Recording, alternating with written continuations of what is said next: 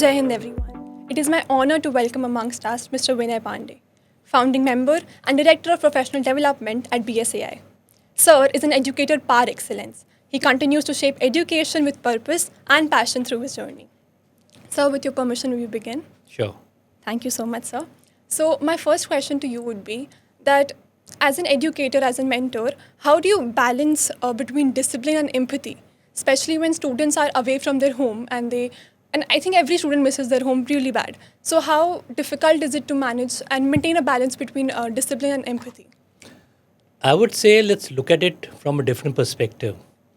Rather than saying a balance between discipline and empathy, the empathy factor has to come in first. Why do we think of discipline? Only if we need to curtail, curb, or stop certain acts which we think are acts of indiscipline. But that will only come when we don't have empathy with the children.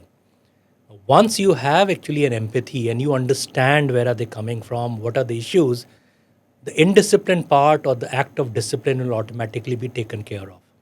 So for me, it's not so much maintaining a balance between the two. It's inculcating that the factor of empathy, which, if lacking, is going to cause issues, and that will then lead to issues of indiscipline.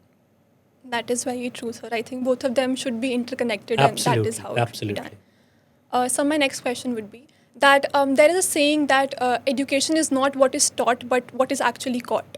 So what qualities or values do you think that students should firmly stand upon? So like what values, like maybe 3 values that are very necessary for all students to inculcate within themselves during this time? As a teacher, as an educator, I really feel sorry because on one side, every year we have been boasting of the results, school results, where we said the topper this year was 99.75. But what we are completely ignoring, and if not ignoring, not really giving a lot of emphasis on, is what life skills are they acquiring in school. Because at the end of the day, nowadays, why are we hearing the children are under stress, they are emotionally vulnerable?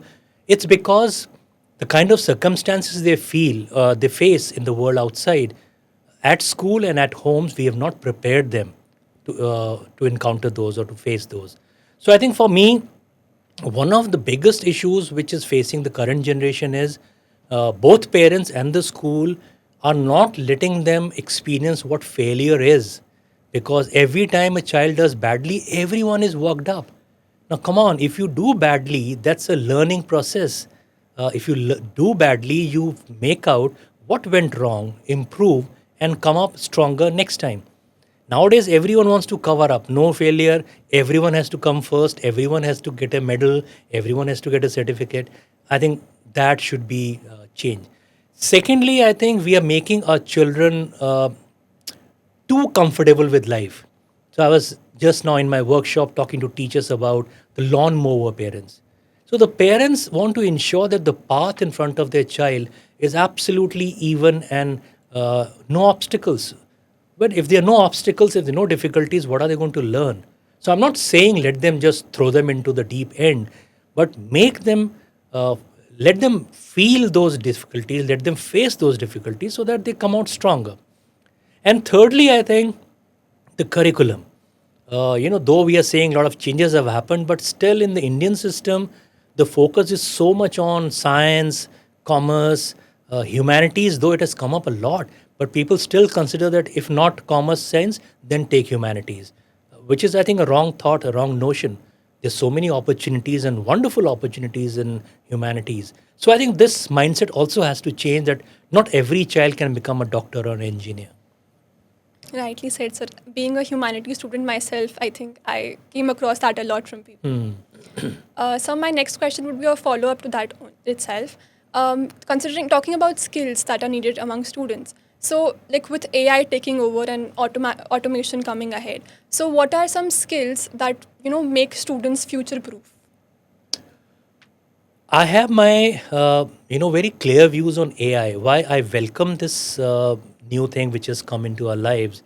I'm also a bit worried about the final outcome because I don't want AI to completely take over the human thinking process. I don't want people just feed commands give the situations, and the AI does everything for you. So then, where is the creativity? Where are your original ideas? Because you are just giving certain commands and questions, and AI is doing the rest of the things for you. But at the same time, we can't say no, no. Because of this, let's not have AI, because AI has its own advantages. So let's be very, very choosy about where we want this to go further, and where should we curtail it and limit it to just an assistance.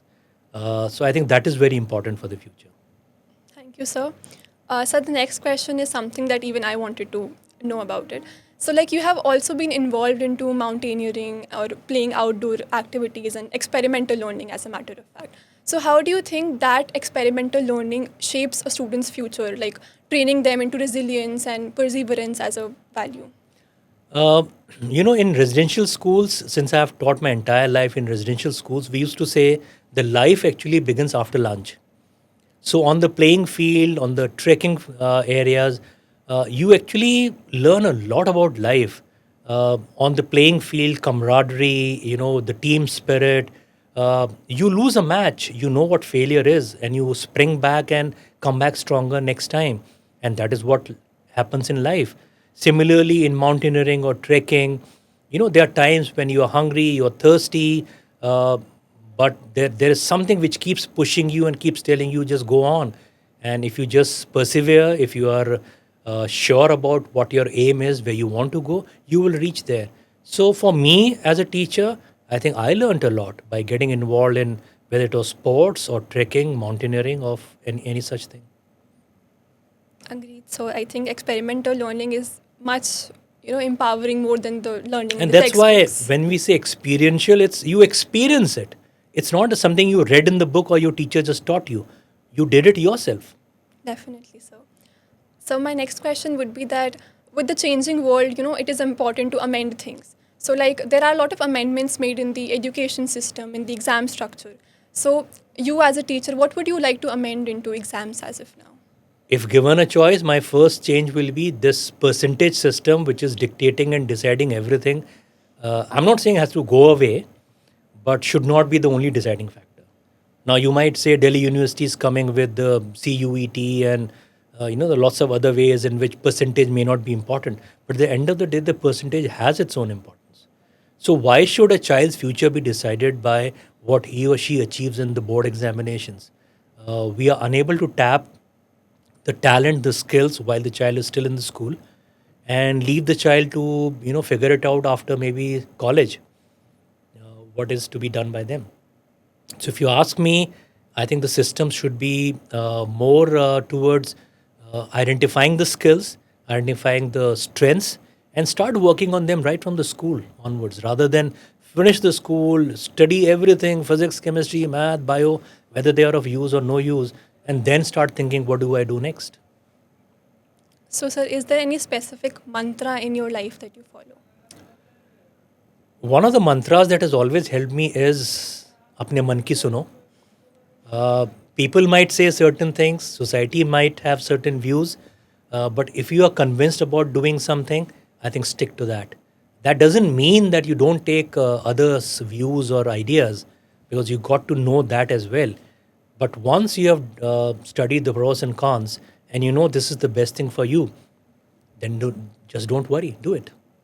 So which is why it is rightly said that listen to everyone but do what your heart says. Absolutely, absolutely. And sir, lastly, any message to all the educators, the students listening to you right now? I was just now talking to the staff and saying the teaching has become so much student centric rather than being teacher centric it used to be when we started teaching earlier. So I think people complain this generation is very rebellious. They don't listen. They have their own minds. Fine, why not? Even we had our own minds. But I think I also know that with this generation, if there is a reasoning and you can explain them the rationale behind your decision or your position, they do understand. So I think try to connect with them, be empathetic with them, and try to change yourself, because something which happened in the 70s, 80s, 90s with you, don't expect the same thing will happen now in the 21st century. Thank you so much, sir. With this, we come to an end of this conversation.